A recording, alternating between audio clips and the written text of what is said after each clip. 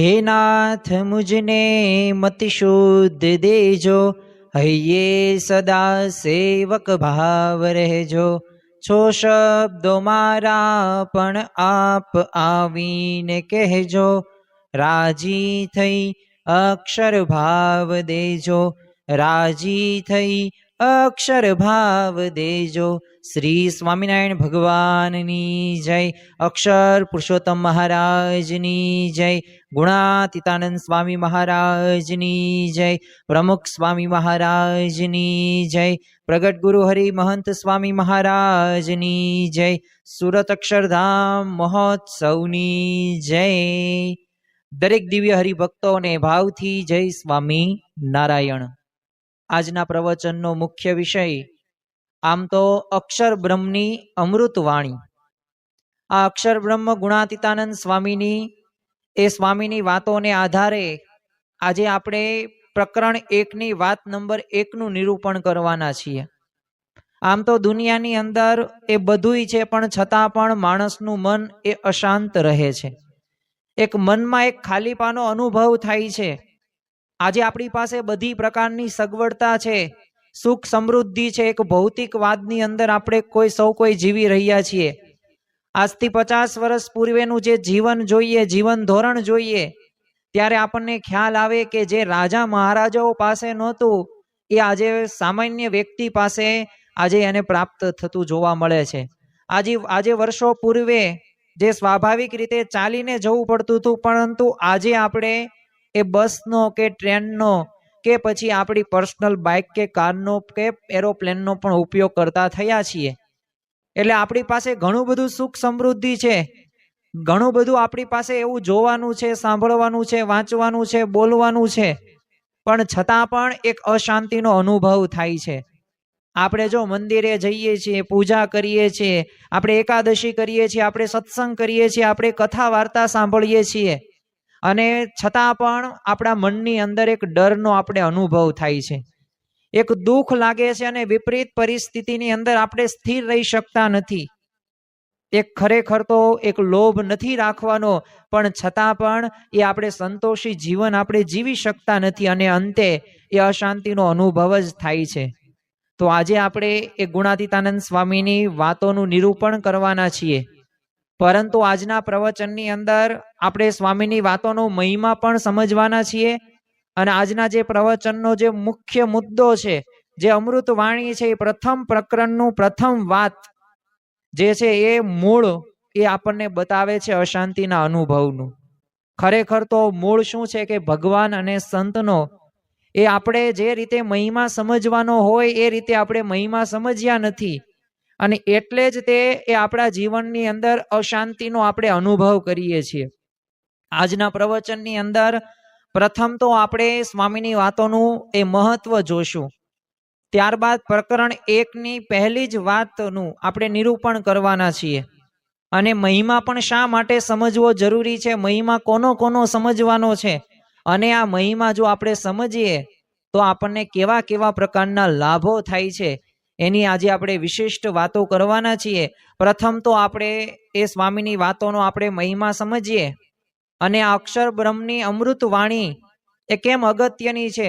જે મારી પાસે જે સ્વામીની વાતો નામનો ગ્રંથ છે, આ ગ્રંથની કંઈક અમૂલ્ય આપણને ભેટ પ્રાપ્ત થઈ છે, અને આની અંદર 7 પ્રકરણની અંદર 1493 કુલ વાતો છે। આ એક વાતો એ આપણા અંતર ભેદી નાખે તેવી વાતો છે। આમાંથી તમે ગમે તે વાત વાંચો તો તમને શાંતિનો અનુભવ થાય, એટલે જ તે આપણને એ સત્પુરુષ અને સંતો અને કાર્યકરો આપણને નિયમ આપે છે કે દરરોજ 5 સ્વામીની વાતો અને એક વચનામૃતનું વાંચન કરવું, કારણ કે આમાંથી એ આત્મા અને પરમાત્માનું જ્ઞાન દ્રઢ થાય છે, અને એકાંતિક ધર્મ પણ સિદ્ધ થાય છે। પ્રમુખ સ્વામી મહારાજ તો આ સ્વામીની વાતનો મહિમા કહેતા કે આ ગુણાતીતાનંદ સ્વામીની વાતો એટલે એ બ્રહ્મસૂત્રો, એ અંતર એ ભેદી નાખે ને એવી આ વાતો છે, અને જેમ અંગ્રેજોના લોઢા અડતામાં તેમ અળગું કરી નાખે ને, એમ આ માયાના ભાવમાંથી રહિત કરી નાખે ને એવી આ વાતો છે। જો આપણે સૌ કોઈ માયાના બંધનની અંદર છીએ, અને આ જીવ અનંત જન્મોથી આ માયાના આવરણની અંદર બંધાયેલો છે, પરંતુ જો આપણે આ સ્વામીની વાતો વાંચીએ ને તો આ માયાથી આપણે પર થઈ શકીએ છીએ.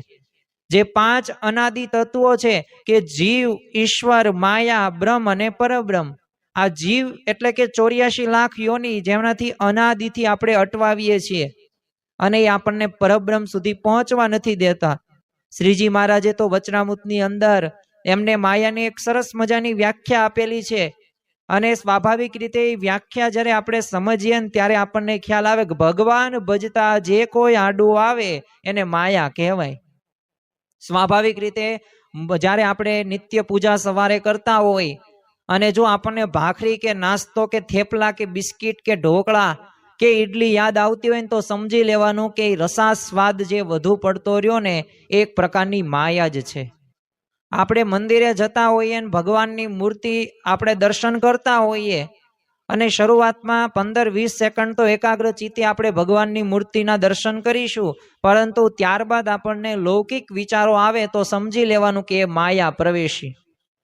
જો શ્રીમદ ભગવદ્ ગીતાની અંદર પણ એ શ્રી કૃષ્ણ ભગવાન આ માયાને કહીએ છે, આ માયા ઉચ્ચારી છે એમને અને અર્જુનને એનું જ્ઞાન પણ આપેલું છે.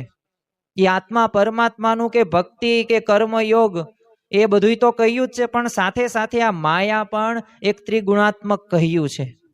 એટલે સ્વાભાવિક રીતે પ્રમુખ સાહેબે એટલે કહ્યું છે કે માયાથી ભાવથી એક રહિત કરી નાખે ને એવી આ બધી વાતો છે અને અંતરમાં શાંતિ રહે ને એવી અદ્ભુત આ વાતો છે. આ વાતોના મનનથી એક આત્મા અને પરમાત્માનું જ્ઞાન દ્રઢ થાય છે. જો ખરેખર આપણા જીવનની અંદર એ જ્ઞાન પ્રાપ્તિ કરવી ખૂબ જરૂરી છે, કારણ કે એકાંતિક ધર્મના જે 4 અંગો છે એમાં ધર્મ, જ્ઞાન, ભક્તિ અને વૈરાગ્ય, એમાં જ્ઞાન પણ અતિ અગત્યની વાત છે, કારણ કે અજ્ઞાનથી જ માણસ પોતે દુઃખી રહે છે. જેના જીવનની અંદર જ્ઞાન હોય ને એ પોતે દુઃખી ન રહી શકે. આપણને પણ ખ્યાલ છે ગઢડાની અંદર શ્રીજી મહારાજ બિરાજમાન હતા અને જીવુબા, લાડુબા ને એમના તે એક પરિવારના સભ્ય પાંચુબા હવે ખાલી 5 થી 7 વર્ષના હતા બાળકી, અને એનું અકાળે મૃત્યુ થયું. તો એ શોકમાં આખો પરિવર્તિત થઈ ગયો આખો પ્રસંગ, અને શ્રીજી મહારાજને પણ એ રોટલો અને મરચા ને એવું છાશ ને એવું જ મળતું હતું, થાળ બધું બંધ થઈ ગયું. પણ જો આપણને ખ્યાલ છે કે એ અગતરાયના પર્વતભાઈ જુઓ તમે, તો એ બધા ભક્તોના જીવનની અંદર એક પ્રકારે એક યુવાન દીકરો મૃત્યુ પામ્યો, પણ છતાં પણ પોતે કેફથી એ ભક્તિ કરતા હતા અને સમાગમ કરવા માટે ગઢપુર જતા હતા. તો આવી રીતે જો જેનામાં જ્ઞાન છે ને એને કોઈ પણ પ્રકારનો પ્રશ્ન જ નથી. બોટાદના તે શિવલાલ શેઠ, હવે સ્વાભાવિક રીતે ઘણું બધું નુકસાન થયેલું હતું એક વખત, કારણ કે એ ભગા દોશીએ, હવે તમે વિચાર કરો કે ઘી ઢોળાય તો કેટલું નુકસાન થાય.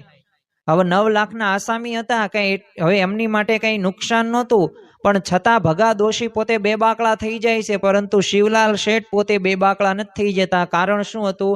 સાંખ્યની દ્રઢતા એટલી બધી વિશિષ્ટ જોવા મળતી, એટલે કે જ્ઞાન હતું. તો એટલે આત્મા અને પરમાત્માનું જ્ઞાન આપણને આ વાતોથી થતું જોવા મળે છે. એક એકાંતિક ધર્મ પણ સિદ્ધ આ વાતોથી થઈ શકાય છે એમ પ્રમુખ સ્વામી મહારાજ કહે છે. અને માયાનું પણ બંધન રહેતું નથી. અને જે પરમાત્માનું જે દિવ્ય સુખ મેળવવા માટે આપણે આ ભજન ભક્તિ અને આ સત્સંગ કરીએ છીએ, તો આ સત્સંગ એ પરમાત્માનું દિવ્ય એ સુખ આપણને આ સ્વામીની વાતોમાંથી પ્રાપ્ત થતું જોવા મળે છે. એટલે આ વાતો કઈ સામાન્ય વાતો નથી. હું તમને અત્યારે આપણે તો પ્રથમ પ્રકરણની એ પહેલી વાતનું જ નિરૂપણ કરવાના છીએ, પણ આના પૂર્વે આપણે એક શ્રીમદ ભગવદ્ ગીતામાં પણ એક શ્લોક લઈને આપણે સમજવાનો પ્રયત્ન કર્યો હતો. એમ હું પણ તમારી નજર સમક્ષ આજે આપણે પ્રથમ દિવસે આજે એ જ સમજવાનું છે કે આ સ્વામીની વાતોનું મહત્વ કેટલું છે. અને આ પ્રથમ વાતની અંદરથી જો આપણે સમજવું હોય તો કેટલું આપણે સમજી શકીએ છીએ. ખાલી 10 થી 11 વાક્યો લખ્યા છે, પરંતુ અંતરને ભેદી નાખે ને એવા એક શબ્દો અને વાક્યો છે. હું અહીંયા તમને તમારી નજર સમક્ષ એક પ્રયોગ કરું છું. ગમે તે પેજ હું લઉં છું. હવે આ પેજ મેં અહીંયા લીધું. હવે અહીંયા 308મી વાત હું વાંચું છું, જેમાં પ્રકરણ 5 ની અંદર એ આપવામાં આવેલી છે કે સ્વામિનારાયણ હરે સ્વામીએ વાત કરી છે કે ગામ મહુવાના હરિભક્ત ડાહ્યાને કહ્યું છે કે ભૂત કાઢવું એમાં સ્વામીનું શું કામ છે? એક હનુમાનજીની માનતા કરશે એટલે હનુમાનજી એ જશે તે મારીને ભૂકા કાઢી નાખશે. હવે સ્વાભાવિક રીતે આ બધી વાતો, એના પછીની વાત તમે જો કે આપણે જ્ઞાન શીખતા તો આવડે જ નહીં ને વૈરાગ્ય તો છે જ નહીં, માટે હું ભગવાનનો ને એ મારા એમ માનવું ને હેત તો 15 આના સ્ત્રીમાં છે ને 1 આનો અમારામાં છે ને કલ્યાણ તો એને શરણે ગયા એટલે સમર્થ છે, તે કલ્યાણ કરે એ એની મોટાઈ છે. તો આ વાતોનું જ્યારે આપણે નિરૂપણ કરીએ ને ત્યારે આપણને ખ્યાલ આવે કે વાસ્તવની અંદર એક વાતો એ આપણને કંઈક શીખવે છે, કંઈક સમજાવે છે અને કલ્યાણના મુદ્દાઓ આની અંદર આપવામાં આવ્યા છે. એટલે એકાંતિક ધર્મ સિદ્ધ થશે એવી વાતો અહીંયા કરવામાં આવેલી છે. તો ખરેખર આ જે ગ્રંથ આપણને પ્રાપ્ત થયો છે ને એક પ્રમાણભૂત ગ્રંથ છે. જ્યારે આ વાતો લખાતી હતી ત્યારે એક સાધુએ ગુણાતીતાનંદ સ્વામીને ફરિયાદ કરી કે આ ઠક્કર નારાયણ પ્રધાન રહ્યા ને એ લખે છે ને એ તો છાશમાં છે ને પાણી નાખે છે. એટલે ગુણાતીતાનંદ સ્વામીએ તો વેરીફાઈ કરવા માટે એ ગુણાતીતાનંદ સ્વામીએ કહ્યું કે જાઓ એ વાતુના ખવડા બધા લઈ આવો, અને એ બધા ખવડા લાવ્યા અને અચિંત્યાનંદ વર્ણી હતા તો એમની પાસે એ બધી કથા કરાવી અને ગુણાતીતાનંદ સ્વામીએ બધી શાંતિથી સાંભળી અને સાંભળ્યા બાદ કહ્યું કે આમાં એક અક્ષર પણ આઘો પાછો નથી. તો જો એક પ્રમાણભૂત ગ્રંથ આપણને પ્રાપ્ત થયો છે, ખરેખર આ ગ્રંથ રહ્યો ને એક જ્ઞાન પ્રધાન ગ્રંથ છે. એ વચનામૃતનું તમે એ ભાષ્ય તમે કહી શકો, આ સ્વામીની વાતો એક વાતો આપણને એ વચનામૃતના સાર સ્વરૂપે અહીંયા ગુણાતીતાનંદ સ્વામીએ સરળ એક રૂપે આપણને આપેલી છે. અને જો ગુણાતીતાનંદ સ્વામી આ કથા વાર્તા રૂપી અખાડો એમને શરૂ રાખેલો છે. જુનાગઢની અંદર 40 વર્ષ 4 મહિના અને 4 દિવસ પોતે મહંતાઈ ત્યાં ભોગવે છે, પરંતુ એમનું એક જીવન એક નિસ્વાદી, નિર્માની, નિર્લોભી, નિષ્કામી આ બધું જોવા મળે છે એમના જીવનમાં. પણ કથા વાર્તા કેટલી વિશેષ, તો આપણને પણ ખ્યાલ છે કે 24 કલાક પોતે કથા વાર્તાનો અખાડો શરૂ રાખતા. 8 પુરાણી રાખેલા હતા ગુણાતીતાનંદ સ્વામીએ, એક પુરાણીના 3-3 કલાકના વારા, અને આમ કથા વાર્તાથી એ ચરોતરના એ પ્રદેશ હોય ને એ ધબકતો હતો. તો જો આ એમની એક વિશિષ્ટતા હતી અને એમની વાતો દ્વારા એ ઘણા બધાને સમાગમ પણ થતો અને સાચું જ્ઞાન પણ પ્રાપ્ત થતું. એટલે આ વાતો કોઈ સામાન્ય નથી. ગુણાતીતાનંદ સ્વામી આ વાતોનો મહિમા એમની વાતોની અંદર જ કહ્યું છે. એમને કહ્યું છે કે આ વાતો તો એ પાદશાહીઓ પડતી મૂકીને સાંભળવા જેવી છે. હવે ગુણાતીતાનંદ સ્વામી ત્યાં સુધી કહે છે કે સોનાના એ ખોરડા હોય ને એ બાળીને પણ સાંભળવા જેવી છે. તમે અત્યારે સોનાનો ભાવ જુઓ તો 1,60,000 10 ગ્રામ એ સોનાનો ભાવ છે. તો સોનાના ખોરડા હોય ને તો એ બાળીને પણ આ વાતો સાંભળવા જેવી છે. અને માગી ખાઈને કે વાયુ ભરખીને પણ સાંભળવા જેવી આ વાતો છે. એટલે આ વાતો સામાન્ય નથી. અને મહિમા તો અહીંથી પણ વિશેષ કેવો કહ્યો કે ગિરનારમાં જેટલા વૃક્ષ છે ને તે આમ સર્વે કલ્પ વૃક્ષ હોય તો તેનો ત્યાગ કરીને પણ આ સાંભળવા જેવી આ વાતો છે. હવે કલ્પ વૃક્ષ એટલે શું કહેવાય? કલ્પ વૃક્ષ એટલે કે વૃક્ષ નીચે તમે બેઠા હોય અને તમે ચિંતવન કરો ને કે મારે ઢોસા ખાવા છે, પીઝા ખાવા છે, પાણીપુરી ખાવી છે, મને એક BMW કાર મને મળે તો એ બધુંય પ્રાપ્ત થાય, જેમ સતયુગની અંદર જોવા મળતું હતું. તો એવી રીતે ગુણાતીતાનંદ સ્વામી ત્યાં સુધી આ વાતનો મહિમા કહ્યો કે ગિરનારમાં જેટલા વૃક્ષો છે ને એ બધા કલ્પ વૃક્ષ થઈ જાય. તો એ કલ્પ વૃક્ષ હોય ને તો એનોય ત્યાગ કરવાનો ના વાતો સાંભળવાની, અને પાછું ફળ કેવું પ્રાપ્ત થાય. જો આપણે આ અક્ષર બ્રહ્મ જે અમૃત વાણી છે, આ અક્ષર બ્રહ્મની અમૃત વાણી સાંભળવાથી એ ફળ કેવું પ્રાપ્ત થાય, તો અહીંયા લખેલું છે, ગુણાતીતાનંદ સ્વામીએ કીધેલું છે કે આ વાતોમાંથી તો બ્રહ્મરૂપ થવાશે. બાળ, જોબન અને વૃદ્ધ એ ત્રણેય પ્રકારની સ્ત્રીઓ અને કચરો અને કંચનરું સર્વે સરખું થઈ જશે, કાંઈ દીઠું નહીં ગમે ને એવું થઈ જશે. તો જો એક સાંખ્યનો વિચાર, એક પ્રાપ્તિનો વિચાર, એક મહિમાનો વિચાર, એક આત્મ વિચાર, એક પ્રાપ્તિનો વિચાર, આ બધા વિચારો તો દ્રઢ થઈ જાય છે, પરંતુ સાથે સાથે બ્રહ્મરૂપ થવાનું છે. લોયાના 7મા વચનામૃતની અંદર શ્રીજી મહારાજે કહ્યું છે કે બ્રહ્મરૂપ થાય ને એને જ પરબ્રહ્મની ભક્તિ કરવાનો અધિકાર છે. તો આ વાતો સાંભળવાથી એ આપણે બ્રહ્મરૂપ થઈ જવાશે. એટલી આ વાતોની વિશિષ્ટ, એટલે એક પરાકાષ્ઠા સુધી ગુણાતીતાનંદ સ્વામીએ વાત કરી છે. અને જો પ્રમુખ સાંઈ મહારાજે પણ આ જ વાતો કરેલી છે. પરંતુ એક વાત અહીંયા આપણે ધ્યાન રાખવા જેવી એ છે કે જ્યારે પણ આ વાતો આપણે સાંભળીએ, અને હું પ્રયત્ન કરીશ કે કોઈ પણ ધર્મ કે સંપ્રદાયનું ખંડન નહીં, પરંતુ સર્વ ધર્મ સંભાવ સાથે એક જે આની અંદર વાતો આપી છે એનું એક સારી રીતે અને એક શુદ્ધ ભાવથી અને ભગવાન અને સંતને સાથે રાખીને હું અહીંયા નિરૂપણ કરું. પરંતુ આપણે સૌ કોઈએ એક સંકલ્પ સાથે આ બધી વાતો સાંભળવાની છે કે આ જ્યારે વાતો સાંભળીએ ને ત્યારે આપણા જે સંકલ્પ હોય ને એને આપણે ત્યાગ કરી નાખવાનો છે. એકાગ્ર ચિત્તે અને શ્રીજી મહારાજ અને ગુણાતીતાનંદ સ્વામીને આપણે યાદ કરવાના છે અને ધારવાનું શું છે કે આ વાતો પ્રમાણે હું વર્તી શકું ને અને મહંત સ્વામી મહારાજને હું રાજી કરી શકું એવી બળ બુદ્ધિ અને શક્તિ એ આપજો. આવી પ્રાર્થના સાથે આવા ભાવ સાથે એ આપણે આ સાંભળવાના છે ને હું એ ભાવથી કરવાનો છું, એવો પ્રયત્ન કરીશ. અને ભગવાન અને સંત એ આપણી સાથે જ છે, એટલે આપણે સાથે મળીને આ વાતોનું નિરૂપણ સાંભળીશું અને આપણા સૌ કોઈના જીવનની અંદર એવી બ્રહ્મરૂપની એવી પરાકાષ્ઠા આવે, એક એકાંતિક ધર્મ આપણે સિદ્ધ કરી શકીએ. અને મહંત સ્વામી મહારાજ કહે છે કે છતાં દેહે અક્ષરધામ જેવું સુખ, ભગવાન જેવો આનંદ આપણે છતાં દેહે આપણે સૌ કોઈએ પ્રાપ્ત કરવાનો છે. તો એ માટે એક પગલું આપણે આગળ ભરીએ છીએ. હવે આપણે સૌપ્રથમ જે આપણો આજના પ્રવચનનો મુખ્ય વિષય છે, આપણે દરરોજ તે અલગ અલગ વિષય ઉપર સમયાંતરે આપણે મળતા રહીશું અને તમારે આ બધી વાતો એ આપણા જીવનની અંદર એક અનુકરણ કરવાનો પ્રયત્ન કરવાનો છે. ઘણી બધી વખત હું કે તમે આપણે સૌ કોઈ ઘણું બધું સાંભળીએ છીએ, ઘણું બધું વાંચીએ છીએ, ઘણું બધું જોઈએ છીએ, પણ સુધારો કેમ નથી થતો? તો સુધારો નથી થતો એનું કારણ એક જ છે કે એ આપણે વિચારને આપણી એક્શન ક્રિયાની અંદર આપણે લાવ્યા નથી. જો આપણે અનુકરણમાં લાવીશું ને તો એ ભગવાન જેવો આનંદ એ આપણને સૌ કોઈને પ્રાપ્ત થાય. આપણે હવે ખાલી બોલ બોલ કરીએ ને સાંભળ કરીએ ને વાંચ કરીએ તો એમ કઈ અનુભવ ન થાય. એના માટે તો ઝંપલાવવું પડે, એના માટે તો મન મૂકીને પ્રયત્નો કરવા પડે તો એ કાર્ય થાય. તો સૌ પ્રથમ આપણે આ વાતનું શ્રવણ કરીએ અને ત્યારબાદ સમજવાનો પ્રયત્ન કરીએ.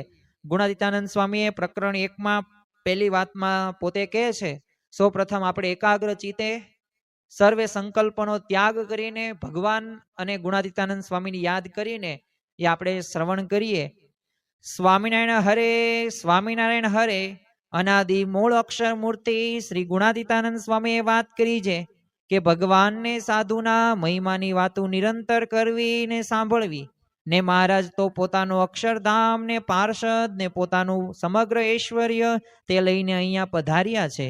તે એવા ને એવા જ છે ને દેહ મૂકીને જેને પામવા છે તે આજ દેહ છતાં મળ્યા છે, કાંઈ બાકી નથી. ને એમ ન સમજાય તેથી જીવમાં દુર્બળતા રહે છે, ને એમ સમજાય ત્યારે કોઈ દિવસ જીવમાં દુર્બળતા મનાય જ નહીં ને જીવ બીજી રીતનો થઈ જાય. ને મહિમા સમજવા જેવું બીજું કોઈ મોટું સાધન પણ નથી.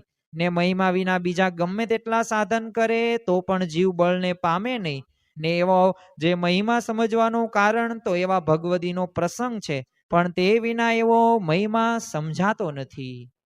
તો અહીંયા ગુણાતીતાનંદ સ્વામીએ આપણને સ્પષ્ટ એક વાતો આપણને દર્શાવી છે. આ વાતનું આપણે થોડુંક છે ને મનન કરવાનું છે, થોડુંક ચિંતન કરવાનું છે. ઘણી બધી વખત આપણે આવી વાતો સાંભળતા હશું અને સાથે સાથે જીવનમાં આપણે ઉપાય માટે પણ પ્રયત્નો કરતા હશું કઈ રીતે આપણા જીવનમાં આવે. મહંત સ્વામી મહારાજને એક વખત યુવા શિબિરની અંદર એક પ્રશ્ન પૂછવામાં આવ્યો, પણ સ્વામીની વાત સંદર્ભિત નહોતા, વચનામૃત સંદર્ભિત હતો કે હે બાપા તમે આ વચનામૃત કઈ રીતે વાંચો અને તમારી રીત અમને કહો, કારણ કે રીતથી કોઈ વ્યક્તિ આગળ વધી શકે. ત્યારે મહંત સ્વામી જે કહ્યું કે હું દરરોજ એક એક ફકરો વાંચું, પછી બીજા દિવસે હવે એ ફકરો વાંચું ને એટલે હું વિચારું, ઊંડો ઉતરું. તો એમ બસ આજના દિવસે આપણે એ જ કરવાનું છે. વાત આપણે એક જ તે કરવાની છે, ગુણાતીતાનંદ સ્વામીની ગ્રંથનો પ્રથમ પ્રકરણની પ્રથમ જ વાત. પણ આ વાતનું આપણે ઊંડાણમાં થોડોક અભ્યાસ કરવાના છીએ, ઊંડાણમાં થોડુંક નિરૂપણ સાંભળવાના છીએ. આધ્યાત્મિક રીતે પણ ફાયદો થાય, લૌકિક રીતે પણ આપણને લાભ થાય, પારિવારિક રીતે પણ શાંતિનો અનુભવ થાય અને આપણે એવી સ્થિતિ સુધી પહોંચીએ કે જ્યાં ભગવાન અને સંત આપણા સૌ કોઈ ઉપર રાજી થાય કે જો આ જે કાર્ય કરે છે ને એ સારું કરે છે અને બસ મેં જે ધાર્યું છે, મેં જે રીત કરી છે ને, આ રીત પ્રમાણે કરે છે. તો જો આ આપણે રાજીપો પ્રાપ્ત કરવાનો અવસર છે, તો આપણે એ રીતે જ કરવાના છીએ કે એક વાતનું આપણે સમયાંતરે નિરૂપણ કરવાના છીએ. તો આજે આપણે આ પ્રથમ વાત જ આવી. આની અંદર મુખ્ય શું કીધું ગુણાતીતાનંદ સ્વામીએ? કે મહિમા જેવું બીજું કોઈ મોટું સાધન નથી. મહિમા એટલે શું? આપણને પ્રથમ જ ત્યાં પ્રશ્ન થાય. તો મહિમા એટલે શું? અંગ્રેજીની અંદર એને ઇમ્પોર્ટન્સ કહેવામાં આવે છે, કે મહત્વ. તો મહિમા એટલે મોટપ. આજે વિશ્વની અંદર 7.5 થી 8 અબજની વસ્તી છે. અંદાજિત 750 થી 800 કરોડ એ વ્યક્તિઓ છે, મનુષ્યો છે. પ્રાણીઓ કે જીવ જંતુ આપણે ગણતા નથી. આજે દરેક વ્યક્તિને પૈસા કે ધન કે સંપત્તિ કે કળા કે આવડત, આ બધું તે એ મહિમા સમજીને કેવું પ્રાપ્ત કરે છે, રાત દિવસ એના માટે પ્રયત્ન કરતો જોવા મળે છે. અને આપણે જોયું છે, આપણે કરીએ પણ છીએ. હું તમને એક પ્રશ્ન પૂછું કે તમે જ્યારે પૈસા ગણતા હતા, તમારી પાસે 1 લાખ રૂપિયા આવ્યા, તો એ ગણતા ગણતા ક્યારેય તે બગાસું આવ્યું? ત્યારે તમને ઊંઘનો વિચાર આવ્યો? તમે જ્યારે કોઈક મેળાની અંદર ગયા ને ત્યાં મનોરંજનના કોઈક સાધનમાં તમે બેઠા ને તમને કંટાળો આવ્યો, એવું કંઈ બન્યું? તમને સારામાં સારી ડીશ તમને આપવામાં આવી અને તમને ક્યારેય તે ડીશ જોઈને ન ખાવાનું મન થયું? ક્યારેય થયું નથી. કેમ? આ બધી વાતોનો આપણે મહિમા કરી નાખ્યો, મહિમા સમજી નાખ્યો છે. એટલે ગુણાતીતાનંદ સ્વામી કહે છે કે મહિમા જેવું બીજું કોઈ મોટું સાધન નથી. મારે તમને એક ઉદાહરણ દેવું છે. જીપીએસસી અને UPSC, Gujarat public service commission અને યુનિયન પબ્લિક સર્વિસ કમિશન, જે ક્લાસ 1-2 અધિકારીઓની એ ભેટ દેશ અને રાજ્યને આપે છે. જીપીએસસી એ ગુજરાત સંબંધિત બોર્ડ છે, જે ક્લાસ 1-2 અધિકારીઓ આપે છે. અને યુપીએસસી છે તો એ પોતે જે ભારત દેશની અંદર એ આઈએએસ, આઈપીએસ અને આઈએફએસ જેવા એક પદોની એક નિમણૂક કરે છે, એક પરીક્ષાઓ લે છે, જેમાં પ્રિલિમ્સ ને મેન્સ ને ઇન્ટરવ્યુ આવું બધું હોય છે. તો જો જેની એ તૈયારી કરે છે, આમ તો દર વર્ષે યુપીએસસી ની અંદર 10 લાખ ફોર્મ ભરાય છે. કેટલો? 15 થી 17 સબ્જેક્ટ હોય છે, જે તમારે ટેક્સ્ટ બુક તો બધું કરવાનું, પણ એક્સ્ટ્રા લેવલ પણ એ જે પરાકાષ્ઠા હોય ત્યાં સુધી વાંચન કરવાનું. પણ જો કેવો મહિમા સમજાઈ ગયો છે આઈએસ, આઈપીએસ, આઈએફએસ નો, એ પદનો મહિમા કેટલો સમજાઈ ગયો. તો તમે સાંભળ્યું હશે અને તમને ઘણું બધું યુટ્યુબની અંદરથી જોવા પણ મળતું હશે કે 24 કલાકમાંથી 15 થી 17 કલાક સુધી રાત દિવસ એક કરીને પોતે મહેનત કરે છે યુવાનો અને યુવતીઓ. અરે તમે જોયું હશે કે સ્વાભાવિક રીતે કોઈક એન્જિનિયર હોય કે ચાર્ટર્ડ એકાઉન્ટન્ટ હોય તો તૈયારી માટે પોતે રાત દિવસ એક કરી નાખે છે. અરે અમુક તો બિહાર કે ઉત્તર પ્રદેશની અંદર પણ એવા પણ યુવાનો છે આજે કે જે પોતે પાર્લેજીના બિસ્કિટ ઉપર એ પોતે તૈયારીઓ કરે છે. એવી પોતે સાધારણ પરિસ્થિતિની અંદર પણ મહેનત કરે છે. એમની પાસે કોઈ સંસાધનો નથી, પણ છતાં એટલા આગળ વધ્યા છે, આગળ વધે પણ છે. કારણ શું? મહિમા સમજાઈ ગયો. તો જો રસોઈની અંદર જે સ્થાન મીઠાનું છે ને, એમ સત્સંગની અંદર મહિમાનું સ્થાન એ છે. જેમ કોઈક એક ગામથી બીજે ગામ જાન જતી હોય ને, એનું મુખ્ય સ્થાન કોણ છે? મુખ્ય તો વરરાજો છે. વરરાજા વગર કોઈ જાનૈયાઓની કઈ કિંમત ન કહેવાય. તમે 500 જાન લઈને ગયા હોય ને વરરાજો ન આવવાનું હોય તો તમને જમાડે નહીં કોઈ, પણ વરરાજો હોય ને તો જમવા મળે, તો ખાણી પીણી બધું મળે અને આગતા સ્વાગતા તમને મળે. તો જો જે સ્થાન એ જાણની અંદર વરાજાનું છે ને, એમ સત્સંગની અંદર મહિમાનું સ્થાન એવું છે. જેમ શરીરની આપણી શોભાની અંદર મુખ્ય અંગ કયું? તો મુખ્ય અંગ આપણું નાક. તો એ જે નાકનું જે એ શોભાનું સ્થાન છે ને, એવું સત્સંગની અંદર મહિમાનું સ્થાન છે. અને તમે યાદ રાખજો કે જીવને પણ જો બળને પામવું હોય ને, તો ગુણાતીતાનંદ સ્વામી શું કહે છે કે મહિમા સમજવો પડશે. અને જો મહિમા આપણે નહીં સમજીએ તો આપણે આગળ પણ નહીં વધી શકીએ. આજે મારે તમને ઘણા બધા એવા ઉદાહરણો પણ દેવા છે, દ્રષ્ટાંતો પણ દેવા છે કે જેના લીધે આ વાતની વધુ પણ એક સ્પષ્ટતા આપણા જીવનની અંદર આપણે આત્મસાત કરી શકીએ. 2017ની અંદર મહંત સ્વામી મહારાજ આમ તો ગુરુપદે આવ્યા એટલે ધનુર્માસ મહિનો હોય ને, તો 1 મહિના દરમિયાન બ્રહ્મ વિદ્યાના પાઠો જે આ વર્ષે પણ આપણે એ જોયા છે, સાંભળ્યા છે. તો એ 2017ની અંદર એ ધનુર્માસમાં એક બ્રહ્મ વિદ્યાના પાઠની અંદર મહંત સ્વામી આજે લખ્યું કે નાણા વિનાનો નાથ્યો નાણે નાથા લાલ, તેમ મહિમા વિનાનો મૂર્ખો મહિમાથી માલો માલ. તો જો જેમ નાણા હોય ને જેની પાસે, તો એને કોણ કે નાથાલાલ અહીંયા આવો ને, પણ પૈસા ન હોય તો નાથ્યો નાથ્યો થાય. એમ જેને મહિમા ન હોય ને તેને મૂર્ખમાં સ્થાન આપ્યું છે, અને જો મહિમા હોય ને તો માલો માલ છે. તો એમ આધ્યાત્મિક માર્ગે તે સૌ કોઈ મુમુક્ષુઓને આગળ વધવું છે, એને પ્લસમાં જ જવું છે, માઇનસમાં કોઈને જ જવું, સરવાળો જ કરવો છે. તો એના માટે આગળ વધવા માટે મહિમા સમજવો જરૂરી છે. અને જો મહિમા આપણે ન રાખીએ ને તો આપણે માઇનસમાં જઈએ છીએ, ખોટમાં જઈએ છીએ. દરે શ્રદ્ધા પણ મોળી જાય છે. શરૂઆતની અંદર તો એ આપણે હરિભક્ત સાથે અબોલા કરીએ, પછી સંતો સાથે, પછી મંદિર સાથે, સત્પુરુષ સાથે, છેલ્લે ભગવાન સુધી પણ આપણે અબોલા કરી નાખીએ છીએ, અને છેલ્લે સત્સંગ ચૂથાઈ પણ જાય છે. એટલે ઘણી બધી વખત આપણને એવો અનુભવ થતો હશે. તો જો જેને મહિમા નથી ને એને આ પ્રશ્ન થતો જોવા મળે છે. જો લૌકિક સિદ્ધિ મેળવવા માટે પણ આપણે કેટલો બધો મહિમા સમજીએ છીએ. એક મારે તમને દ્રષ્ટાંત દેવું છે, જે પોતે વ્યક્તિ અત્યારે હૈયાત જીવે છે, પણ આ વાત બહુ જૂની છે, આજથી 15-17 વર્ષ જૂની વાત. અમેરિકાની અંદર એક ધોરણ 6 ની અંદર ભણતી એક બાળકી, હવે આ બાળકી પોતે પ્રથમ જ તે દિવસ એનો હતો, 6ઠ્ઠા ધોરણની અંદર ક્લાસની અંદર 30 થી 35 બાળકો બેઠેલા હતા. તો સ્વાભાવિક છે, પ્રથમ ને બીજા દિવસે કઈ ભણાવે નહીં કોઈ શિક્ષક, એટલે શિક્ષક સારા હતા એટલે એમને દરેકને કહ્યું ટાઈમ પાસ આમ નથી કરવો, પણ ચાલો ને પ્રશ્ન પૂછીએ કે મોટા થઈને આ બધાને શું બનવું છે. એટલે પ્રશ્ન જ પૂછ્યો કે મોટા થઈને બધાને શું બનવું છે. કોઈકે એન્જિનિયર કીધું, કોઈકે ડોક્ટર કીધું, કોઈકને કલેક્ટર કોઈકે કીધું, કોઈકને ધંધાદારી વ્યક્તિ મારે બનવું છે, કોઈકને સરકારી અધિકારી બનવું હોય. આવા બધા સપનો બધા. એમાં એક આ બાળકી હતી ને એ બેઠી હતી ને એ ઊભી થઈ અને એને કીધું મારે પાયલોટ બનવું છે. એટલે બધા આખો ક્લાસ હતો ને એ હસવા લાગ્યો. બીજા કોઈમાં હસ્યા ને એના બાળકીમાં જ હસ્યા. એટલે આપણને કંઈક આશ્ચર્ય આવું કંઈક થયું હોય.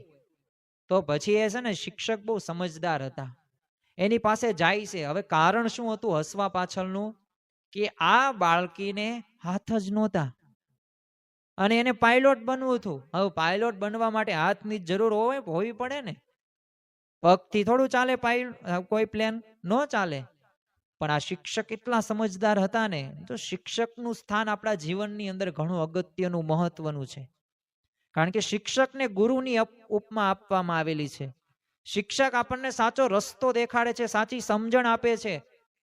એ દુઃખમાંથી સુખ તરફ આપણને શિક્ષક લઈ જાય છે, ગુરુ લઈ જાય છે. પણ એવું નહીં કે આપણે ભણતા હતા એ જ શિક્ષક. અરે તમારાથી નાનો ભાઈ હોય, તમારાથી કોઈક સગા સંબંધીમાં તમને કંઈક શીખવ્યું હોય ને તો એને શિક્ષક જ કહેવાય. એટલે શિક્ષકે કહ્યું જો બટા, તને આ સામાન્ય રીતે બધાય જે હાથથી કામ કરે છે ને એ બધું તાર પગથી કામ કરવાનું શરૂ કરી દેવાનું. એ બાળકીએ નક્કી કર્યું કે ના, ગમે તે થઈ જાય મારે કરવું જ છે.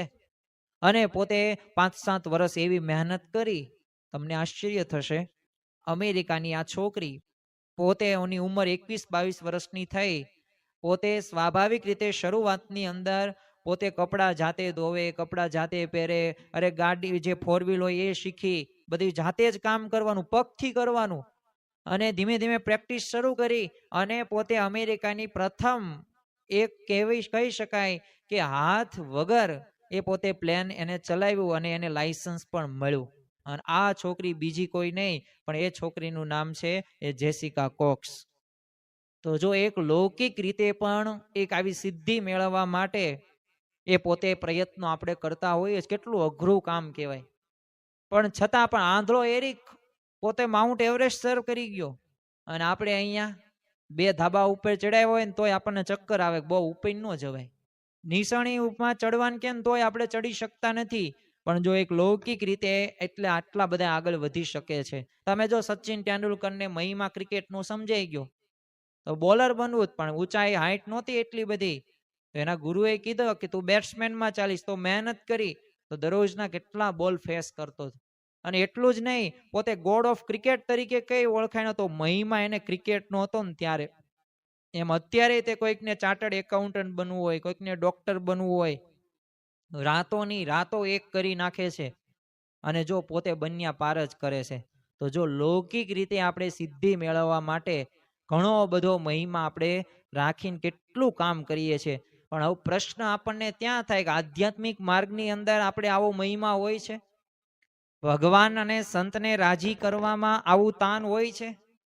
શું આપણે કાર્યકર તરીકે, આપણે હરિભક્ત તરીકે ભગવાન અને સંતનો રાજીપો પ્રાપ્ત કરવા માટે શું આવા પ્રયત્નો આપણે કરીએ છીએ?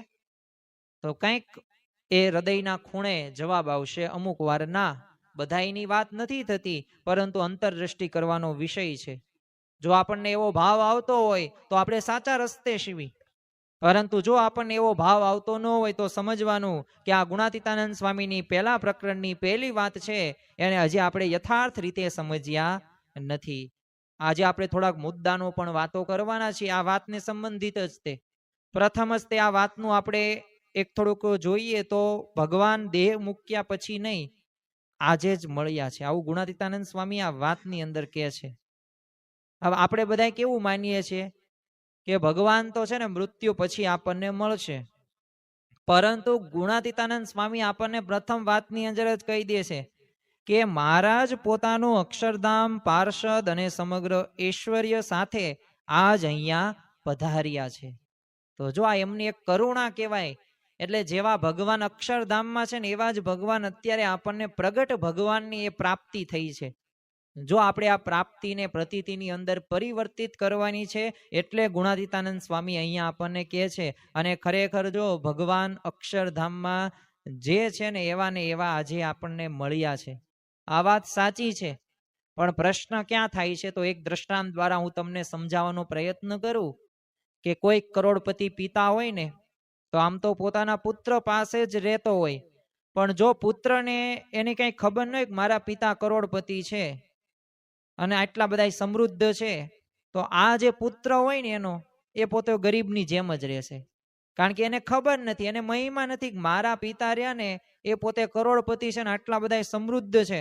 બસ એવી જ રીતે આ ભગવાન અને સંત આજે આપણને એ પ્રગટ મળ્યા છે. ભગવાન અને જે સંતમાં આપણને પ્રગટ છે, પણ આપણને જો ઓળખ નથી થઈ ને એટલે આ જીવ છે ને દુર્બળતામાં એ રહે છે.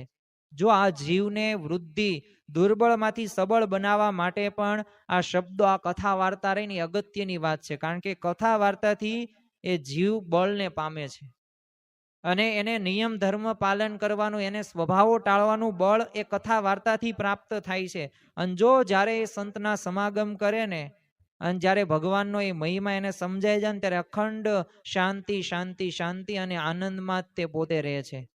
શ્રીજી મહારાજના વખતની અંદર તમે જુઓ કે જેતલપુરનો રતો બસ્યો હતો, શ્રીજી મહારાજનો ખરો પાકો ભાઈબંધ હતો. કેવો ભાઈબંધ? તો ગઢડાની બજારની અંદર શ્રીજી મહારાજ આ રતા બસ્યાના ખભા ઉપર હાથ મૂકે.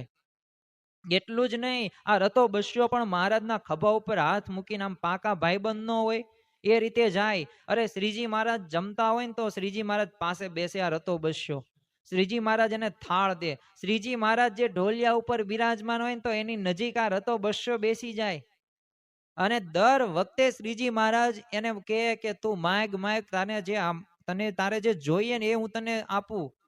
પણ રતા બસ્યાને એ પૂર્વનો સંસ્કાર જીવ હતો, થોડુંક બાકી રહી ગયું હતું. એને કહ્યું કે બસ તમે મળ્યા એટલે બધું આવી ગયું, મારે કઈ જરૂર જ નથી.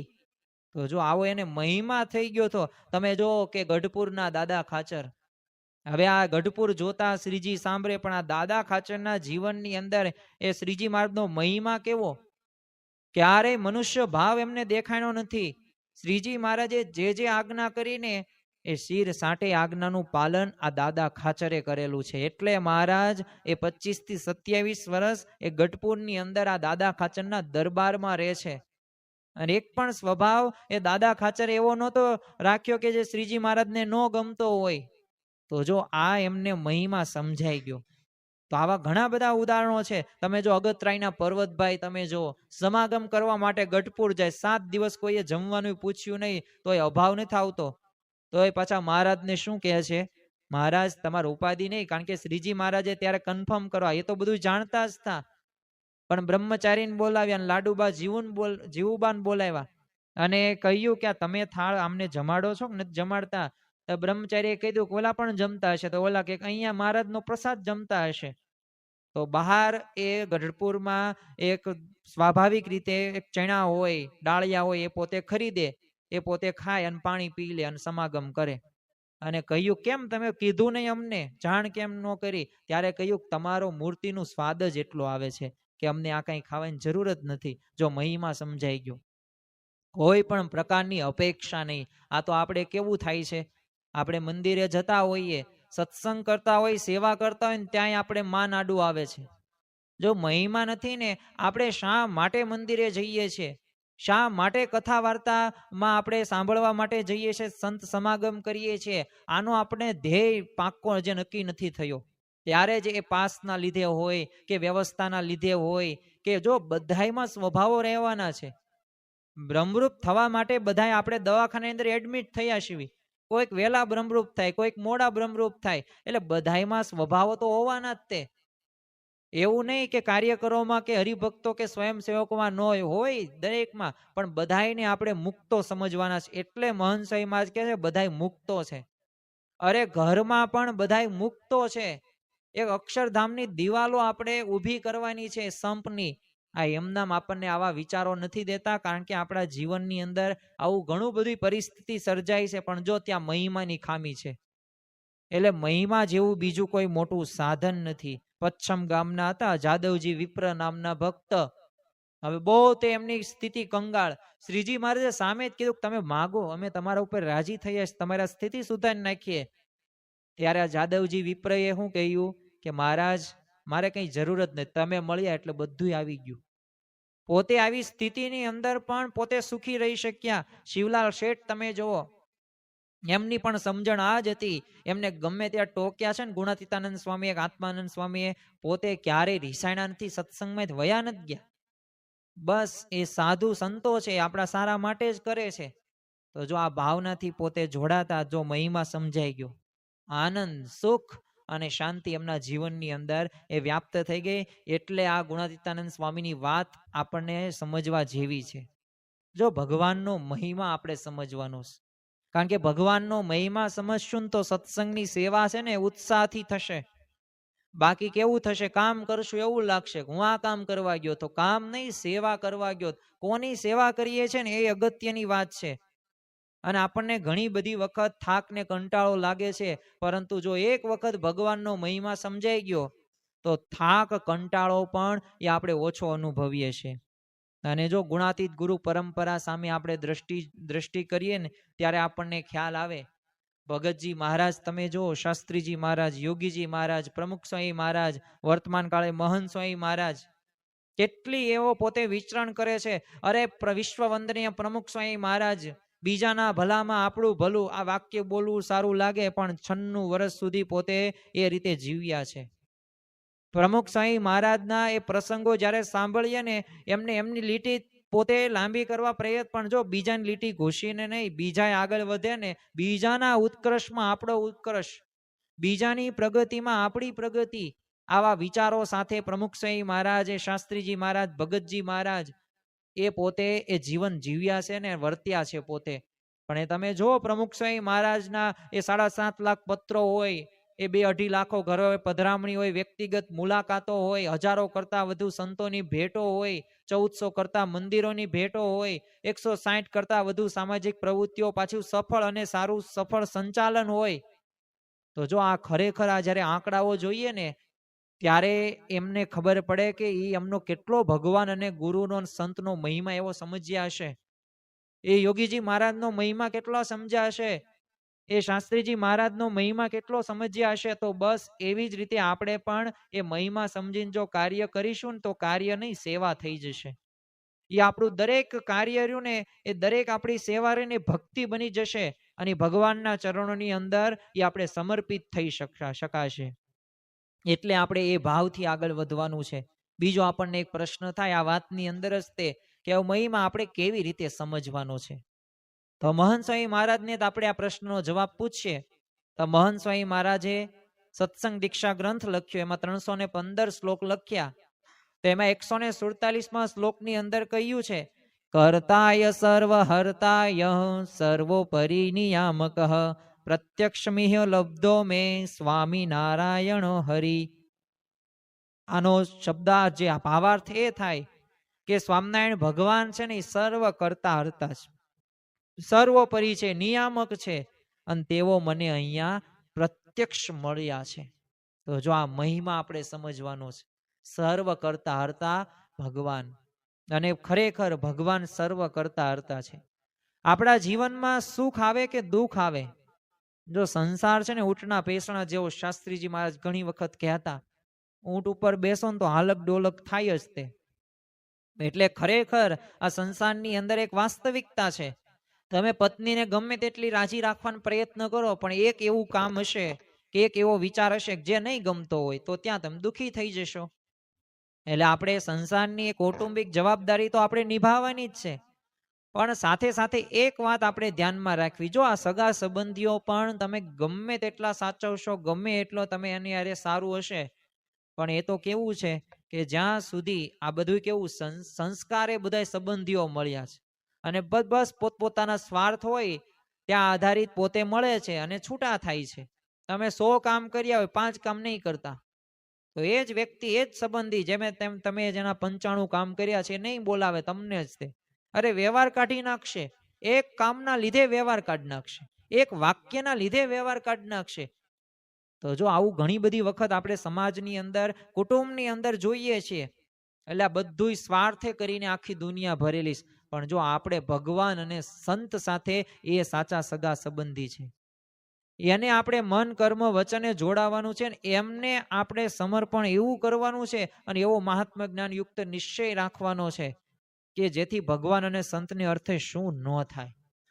અરે એ જે આજ્ઞા કરે ને એ આજ્ઞા પ્રમાણે આપણું જીવન બને, પણ ક્યારે બને? જ્યારે આવો વિચાર હોય ને તો. એટલે સર્વ કરતા હરતા ભગવાન છે, આ પ્રથમ મહિમા આપણે સમજવાનો છે. સર્વોપરી છે, નિયામક છે, અને મને એ અહીંયા પ્રત્યક્ષ મળ્યા છે.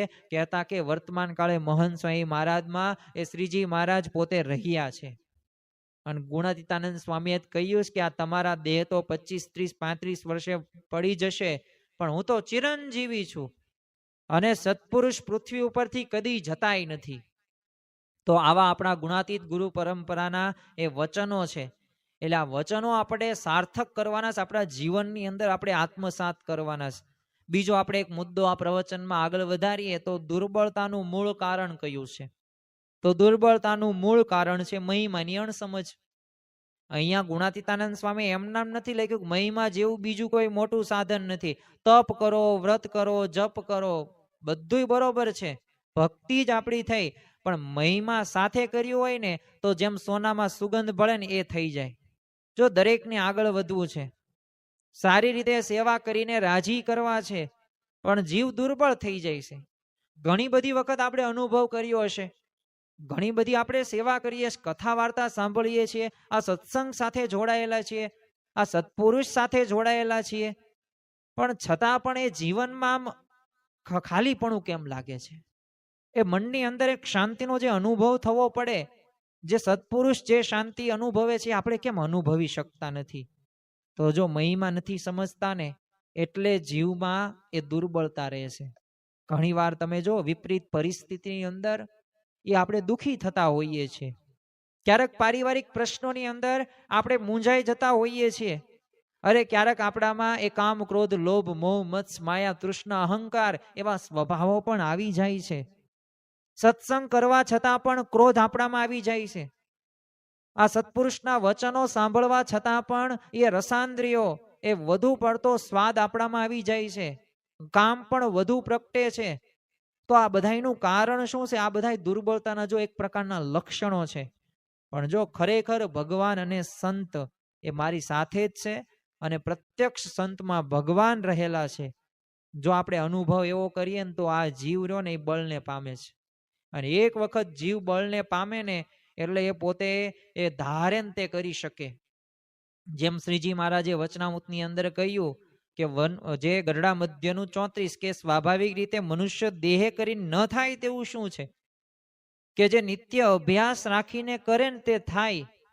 તો જો આ ક્યારે થાય કે જ્યારે આપણે એ ભગવાન અને સંત સાથે એવું જોડાણ થયું હોય ને તો શક્ય છે. જો મહિમા વિના સાધન રહ્યા ને બધા એ નિષ્ફળ છે. કારણ કે મહિમા વિના બીજા ગમે એટલા સાધન કરો તો પણ જીવ એ બળને પામે નહીં, એમ ગુણાતીતાનંદ સ્વામી આ વાતની અંદર આપણને કહે છે. હું તમને એક દ્રષ્ટાંત આપું કે તમારી પાસે દુનિયાનો મોંઘામાં મોંઘો ફોન છે, ચાલો આઈફોન રાખીએ, જેની કિંમત છે ને 5 લાખ રૂપિયા છે.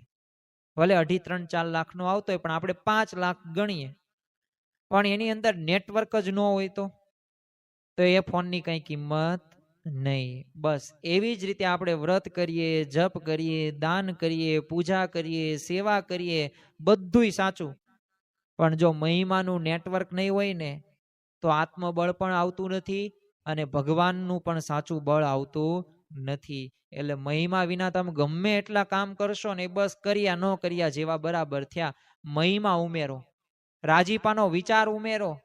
જ્યારે એ વિચાર જ્યારે ઉમેરાશું ને ત્યારે ભગવાન અને સંત ને અતિશય રાજી થશે.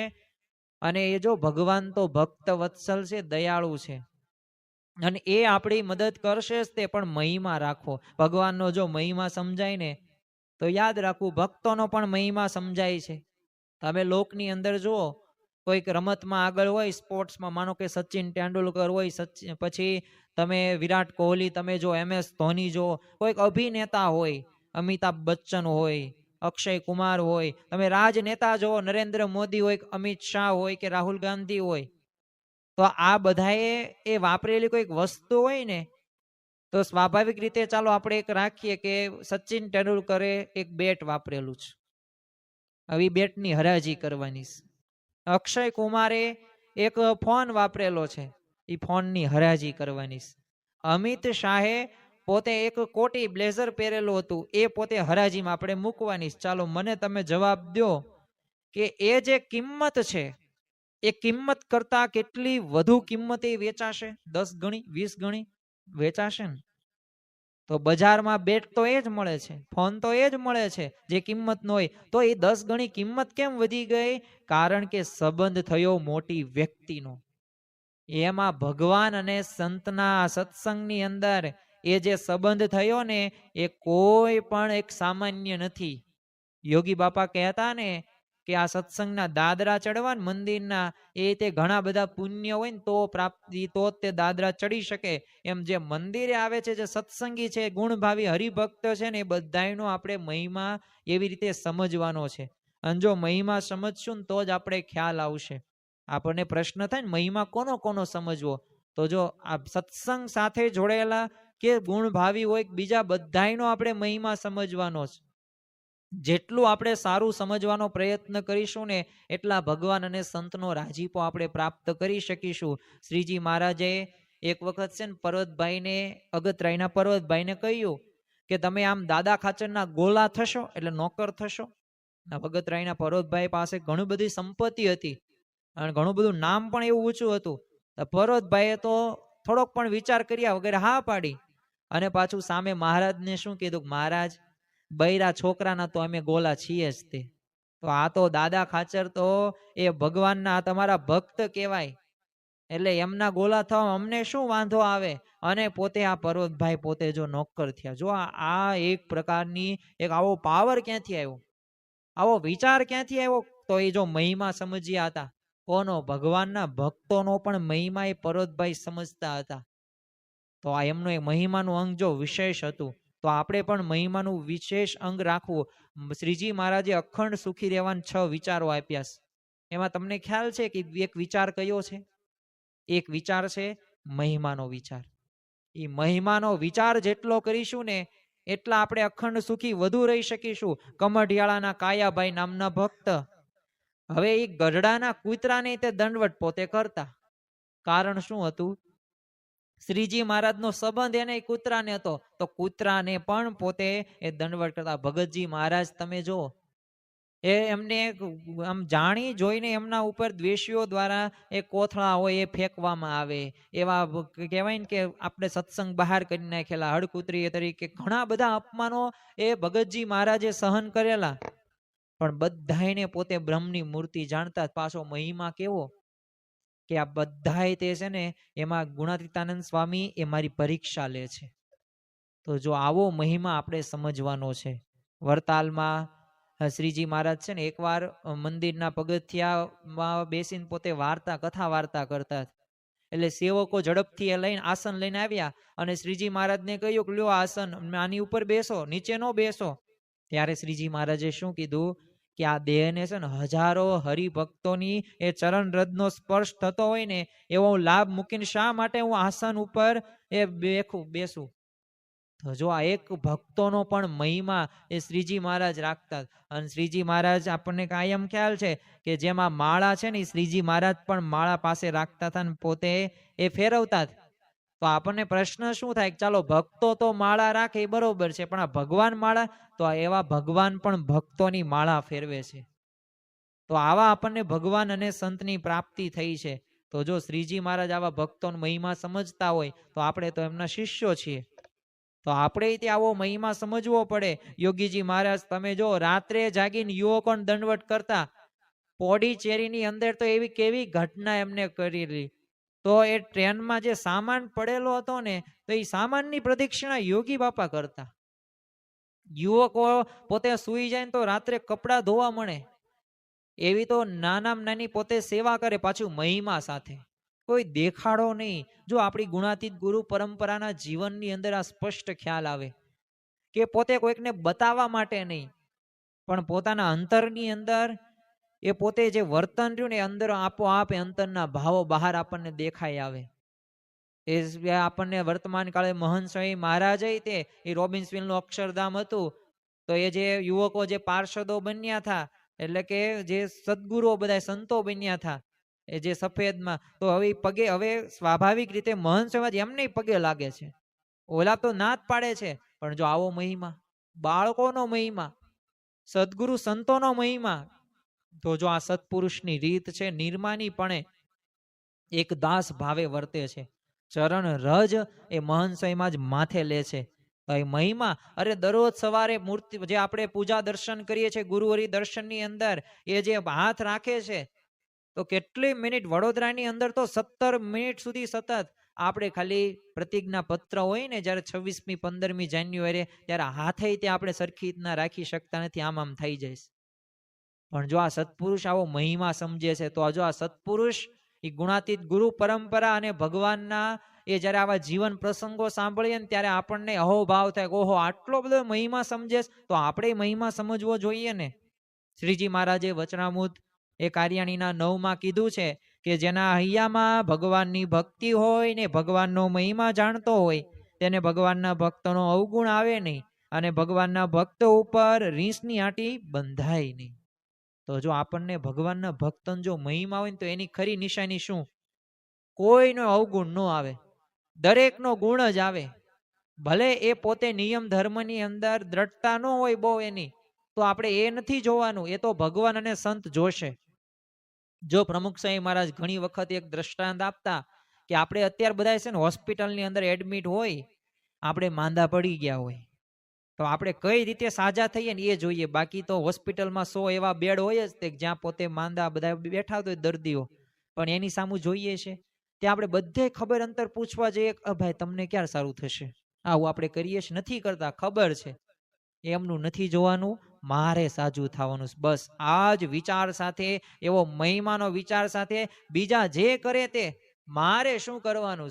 ગુણાતીત ગુરુ પરંપરા શું કહે છે, મહંત સ્વામી મહારાજ શું કહે છે, શ્રીજી મહારાજે મને શું આજ્ઞા કરી છે, એ પ્રમાણે મારું જીવન મારે બનાવવું છે. બીજા જે કરે તે. રમણભાઈ હતા, તો આ રમણભાઈ એટલે સદગુરુ ડોક્ટર સ્વામી, તો પોતે જ્યારે યુવકો જ્યારે વેકેશન પડે એટલે યોગી બાપાને સમાગમ કરવા માટે જાય, ગોંડલની અંદર હતા, તો એમને એક સેવા સોંપવામાં આવેલી હતી કે તમારે દરરોજ યુવકોને વહેલા જગાડવાનું, તો જાગે નહીં કોઈ, એટલે એક વખત ફરિયાદ કરી યોગી બાપાને અને કહ્યું કે આ યુવકો જાગતા જ નથી. યોગી બાપા શું કે એમ નહીં કહેવાનું ગુરુ, તો તરત તે સ્થિર શબ્દ થઈ ગયા. તો શું કરવાનું, કે એમ નહીં રાખવાનું, આપણે મનમાં એવું રાખવાનું કે એ બધા છે ને કરીને આવ્યા છે અને આપણે કરવાનું બાકી છે. તો જો આવો મહિમાનો વિચાર હતો, તો કોઈનો પણ અવગુણ આપણે ગાવાનું નથી. જો અવગુણથી છે ને અશાંતિ જ આવે છે, ક્યારેય કોઈ દિવસ સુખની અનુભૂતિ નથી થતી. હું મારા ભાઈના કે હું મારા ધર્મપત્નીના, તમે તમારા ભાઈના તમારા ધર્મપત્નીના માતુશ્રીના અવગુણ ગાવ, આ આવા છે ને આમ છે ને આવા છે, એનાથી શું લાભ તમને થવાનો છે? અમુકના અવગુણ તમારામાં આવશે, તમને તમારા માતા નહીં ગમે, અરે તમને તમારા ધર્મપત્ની નહીં ગમે, તમારો ભાઈ તમને નહીં ગમે જો અવગુણ ગાતા હશો ને તો. પણ જો ગુણ જ ગાતા હશો તો અંતરમાં શાંતિ, કુટુંબમાં શાંતિ, પરિવારમાં શાંતિ. અરે આધ્યાત્મિક માર્ગે કોઈ હરિભક્તોનો પણ અવગુણ તેમ નહીં લો. એટલે ગુણાતીતાનંદ સ્વામીએ કીધું છે, મહિમા જેવું બીજું કોઈ મોટું સાધન નથી. તમે ગમે તે કામ કરો પણ જો મહિમા નહીં હોય ને તો કંઈ પણ કામનું નથી નથી નથી. હવે આપણે મહિમા સમજવાનો છેલ્લો, અને ગુણાતીતાનંદ સ્વામીએ જે છેલ્લી વાતની અંદર કરી છે એ આપણે ફરી વખત વાંચીએ અને આજનું આ પ્રવચન હવે આપણે પૂરું કરીશું. કે મહિમા વિના બીજા ગમે તેટલા સાધન કરે તો પણ જીવ બળને પામે નહીં, એ આપણે જોયું ને. એવા મહિમા સમજવાનું કારણ, એવો મહિમા સમજવાનું કારણ તો એવા ભગવદીનો પ્રસંગ છે, પણ તે વિના એવો મહિમા સમજાતો નથી. હવે ભગવદીનો પ્રસંગ, મહિમા સમજવાનો એક અદ્ભુત માર્ગ, અદ્ભુત રસ્તો, અદ્ભુત એક દિશા સૂચક વાત છે. પણ જો એ વિના એવો મહિમા આપણે જાણી શકતા નથી. જો પુસ્તકો વાંચીએ ને, ગ્રંથો વાંચીએ ને, માહિતી મળે, પણ સંતના પ્રસંગથી એ આપણને અનુભૂતિ થાય છે, અનુભવ થાય છે. એટલે જ તે સદગુરુ બ્રહ્માનંદ સ્વામી કહે છે, સંત સમાગમ કીજીએ હો નિશ દિન, સંત સમાગમ કીજે. સંત સમાગમ કીજીએ હો નિશ દિન, સંત સમાગમ કીજીએ. તમારે તરતા શીખવું હોય ને, ચાલો તમારું નહીં મારું રાખું, મારે તરતા શીખવું હોય અને હું 100 વિડીયો જોઈ નાખું અને પાણીને હું દરરોજ આમ જોઉં તો તરતા શીખી શકું? ન શીખી શકું. એના માટે મારે કોઈક ગુરુ પાસે, કોચ પાસે જવું પડે અને એ મને પાણીમાં નાખે અને પછી હું કંઈક થોડાક અનુભવ કરું ને તો હું તરતા શીખી જાઉં. બસ એવી જ રીતે ભગવાનનો પણ મહિમા એવા સંતના એ સમાગમથી જ શીખી શકાય છે. એટલે બ્રહ્માનંદ સ્વામીએ પોતાનો અનુભવ વર્ણવતા આ પદની અંદર લખે છે કે સંત સમાગમ કીજીએ નિષ્દિન, સંત સમાગમ કીજીએ. એક દિવસ કરવાનું નથી કીધું, દરરોજ સમાગમ કરવાનું કીધું. જો આ ગુણાતીતાનંદ સ્વામીનો સમાગમ કરીએ ને, આમની વાતો વાંચીએ ને તો ગુણાતીતાનંદ સ્વામીનો સમાગમ કર્યો કહેવાય. સારંગપુરની અંદર સંત સ્વામી હતા, એ કહેતા કે હું દરરોજ 2 ગુરુનો સમાગમ કરું છું, ભગતજી મહારાજ અને શાસ્ત્રીજી મહારાજનો. પછી કહ્યું કેમ એમ? તો હું જયારે ભગતજી મહારાજનું જીવન ચરિત્ર વાંચું ને ત્યારે એમનો સમાગમ કરું. એમ હવે આપણે એ ભાવથી કરવાનું કે આપણે આ ગુણાતીતાનંદ સ્વામીની વાતો વાંચીએ છીએ ને તો આપણે આમનો સમાગમ કરીએ છીએ. તો આ સમાગમ આપણે આવી રીતે રાખવાનો જ, અને સત્પુરુષનો જેટલો પણ પ્રત્યક્ષ દર્શનનો, કથા વાર્તાનો એ લાભ મળે ને એટલો લેવો. અનુકૂળતા કરીને પણ કરવું. કેમ આપણે કોઈક લગ્ન પ્રસંગમાં કેટલી અનુકૂળતા કરી નાખીએ છીએ, દેહમાં આપણે માંદા હોઈએ કેટલી અનુકૂળતા કરી નાખીએ છીએ. તરત આપણે કહી દઈએ છીએ કે આજે હું માંદો છું, આજે હું નહીં આવું. ત્યાં આપણે અનુકૂળતા થઈ જાય છે. કંઈક પ્રોગ્રામ હોય અને સારું સારું જમવાનું હોય તો કેવું અનુકૂળતા કરી નાખીએ છીએ. ક્યાંક વ્યવહાર સાચવવાનો હોય તો કેટલી અનુકૂળતા થઈ જાય છે. કંઈક પૈસા મળવાના હોય તો કેવી અનુકૂળતા થઈ જાય છે. અરે માથું દુખે, તાવ આવે, પેટમાં દુખે તો એ કામ થઈ જાય છે. કેમ? ત્યાં મહિમા સમજી ગયા છીએ. બસ એવો જ મહિમા આ ભગવાન અને સંતનો આપણે એ કરવાનો છે ને, સમાગમથી થશે. તો રોજ આપણે ભગવાન અને સાધુના મહિમાની વાતો કરવાની છે.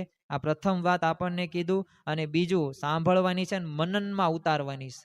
મનન કરવાનું છે, ચિંતવન કરવાનું છે, નિધિધ્યાસન કરવાનું છે. અને એનાથી એ સાક્ષાત્કાર સુધી આપણે પહોંચી શકીશું. તો આ ખાસ સંત સમાગમ કરવાનો છે, મહિમા એવો રાખવાનો છે. અને છેલ્લે આ દરેક જે અક્ષર બ્રહ્મની જે અમૃત જે વાણી છે, આ અમૃત વાણીની અંદર છેલ્લે આપણે સૌ કોઈએ પ્રાર્થના પણ કરવાની છે. કારણ કે પ્રાર્થના વગર બધું અધૂરું છે, અમોઘ શસ્ત્ર છે.